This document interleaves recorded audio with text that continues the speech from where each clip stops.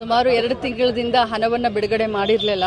ಈಗ ಹಬ್ಬದ ನಿಮಿತ್ತ ಎಲ್ಲ ನನ್ನ ಗೃಹಲಕ್ಷ್ಮಿಯರು ಖುಷಿಯಲ್ಲಿ ಇರಲಿ ಅಂತ ಹೇಳಿ ಈಗ 2 ಕಂತನ್ನ ಬಿಡುಗಡೆ ಮಾಡಿದ್ದೀನಿ. ಹಾಯ್ ಹಲೋ ನಮಸ್ತೆ, welcome to Saksha media YouTube channel. So Gruhalakshmi ಯೋಜನೆಯ ಬಗ್ಗೆ ಒಂದು ಅಪ್ಡೇಟ್ ಬಂದಿದೆ. ಇನ್ನು ಅದರ ಜೊತೆಗೆ ಪಡಿತರ ಚೀಟಿದಾರರಿಗೆ ಒಂದು ಗುಡ್ ನ್ಯೂಸ್ ಅಂತಲೇ ಹೇಳ್ಬೋದು. ಇನ್ನು ಮುಂದೆ ಅಕ್ಕಿಯ ಜೊತೆಗೆ ಕೆಲವೊಂದಿಷ್ಟು ವಸ್ತುಗಳನ್ನು ಕೂಡ ಇದೀಗ ಫ್ರೀಯಾಗಿ ಸರ್ಕಾರ ನೀಡ್ತಾ ಇದ್ದಾರೆ.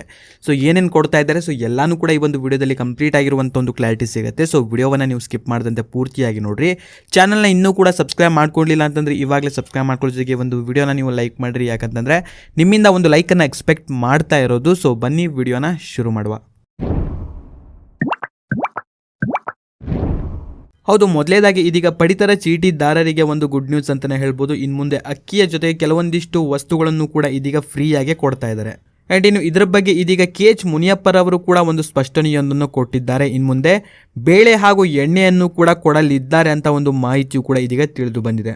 ಇನ್ನು ಒಂದು ರೇಷನ್ ಕಾರ್ಡ್ನಲ್ಲಿ ಒಬ್ಬ ಸದಸ್ಯರಿಗೆ 10 kg ಅಕ್ಕಿಯನ್ನು ಉಚಿತವಾಗಿ ಇಲ್ಲಿ ಕೊಡಲಾಗ್ತಾ ಇತ್ತು. ಇನ್ನು ಅದರ ಜೊತೆಗೆ ಒಂದು ಪಡಿತರ ಚೀಟಿಗೆ 1 ಲೀಟರ್ ಎಣ್ಣೆ ಹಾಗೂ ಬೇಳೆ ಕಾಳುಗಳನ್ನು ಕೂಡ ಇದೀಗ ನೀಡಲಿದ್ದಾರೆ ಅಂತ ಒಂದು ಮಾಹಿತಿಯು ಕೂಡ ಇದೀಗ ತಿಳಿದು ಬಂದಿದೆ. ಆ್ಯಂಡ್ ಇನ್ನು ನಿಮಗೆ ಇದರ ಬಗ್ಗೆ ಇನ್ನಷ್ಟು ಮಾಹಿತಿ ಬೇಕು ಅಂತಂದರೆ ಈ ಒಂದು ವಿಡಿಯೋದ ಡಿಸ್ಕ್ರಿಪ್ಷನ್ಲಿ ಒಂದು ಲಿಂಕನ್ನು ಕೂಡ ಕೊಟ್ಟಿರ್ತೀನಿ. ಆ ಒಂದು ಲಿಂಕ್ ಮೇಲೆ ಕ್ಲಿಕ್ಕನ್ನು ಮಾಡಿದರೆ ಒಂದು ಆರ್ಟಿಕಲ್ ಕೂಡ ಓಪನ್ ಆಗುತ್ತೆ.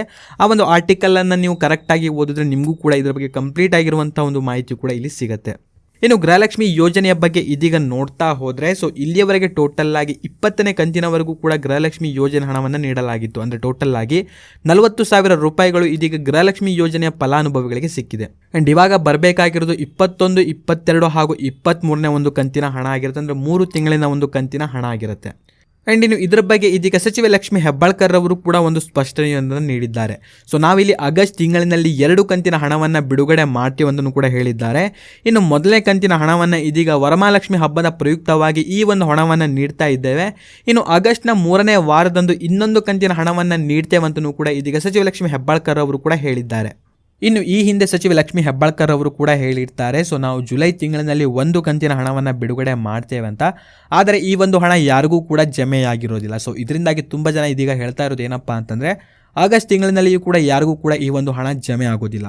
ಸೊ ನನ್ನ ಒಂದು ಅನಿಸಿಕೆಯ ಪ್ರಕಾರ ನಿಮಗೆ ಆಗಸ್ಟ್ ತಿಂಗಳಿನಲ್ಲಿ 2 ಕಂತಿನ ಹಣ ಬಂದಿಲ್ಲ ಅಂತಂದರೆ 1 ಕಂತಿನ ಹಣ ನಿಮ್ಮ ಒಂದು ಖಾತೆಗೆ ಜಮೆಯಾಗಿ ಆಗುತ್ತೆ. ಆ್ಯಂಡ್ ಇದರ ಬಗ್ಗೆ ನಿಮ್ಮ ಒಂದು ಅನಿಸಿಕೆ ಹಾಗೂ ಅಭಿಪ್ರಾಯ ಏನೆಂಬುದನ್ನು ಪ್ರತಿಯೊಬ್ಬರು ಕೂಡ ಕಾಮೆಂಟಲ್ಲಿ ತಪ್ಪದೆ ಕಾಮೆಂಟ್ ಮಾಡಿರಿ. ಹಾಗೂ ನಿಮಗೆ ಇಲ್ಲಿಯವರೆಗೆ ಎಷ್ಟು ಕಂತಿನವರೆಗೂ ಕೂಡ ಗೃಹಲಕ್ಷ್ಮಿ ಯೋಜನೆ ಹಣ ಬಂದಿತ್ತು ಎಂಬುದನ್ನು ಪ್ರತಿಯೊಬ್ಬರು ಕೂಡ ಕಾಮೆಂಟಲ್ಲಿ ತಪ್ಪದೆ ಕಾಮೆಂಟ್ ಮಾಡಿ ತಿಳಿಸಿ. ಆ್ಯಂಡ್ ವಿಡಿಯೋನ ನೀವು ಲೈಕ್ ಮಾಡ್ಕೊಳ್ರಿ. ಚಾನಲ್ನ ಇನ್ನೂ ಕೂಡ ಸಬ್ಸ್ಕ್ರೈಬ್ ಮಾಡದೆ ನೋಡ್ತಾ ಇದ್ದರೆ ಕೂಡಲೇ ಸಬ್ಸ್ಕ್ರೈಬ್ ಮಾಡ್ಕೊಳ್ಳಿ. ಹಾಗೂ ಈ ಒಂದು ವಿಡಿಯೋವನ್ನು ನೀವು ನೋಡಿದ್ದಕ್ಕೆ ಧನ್ಯವಾದಗಳು.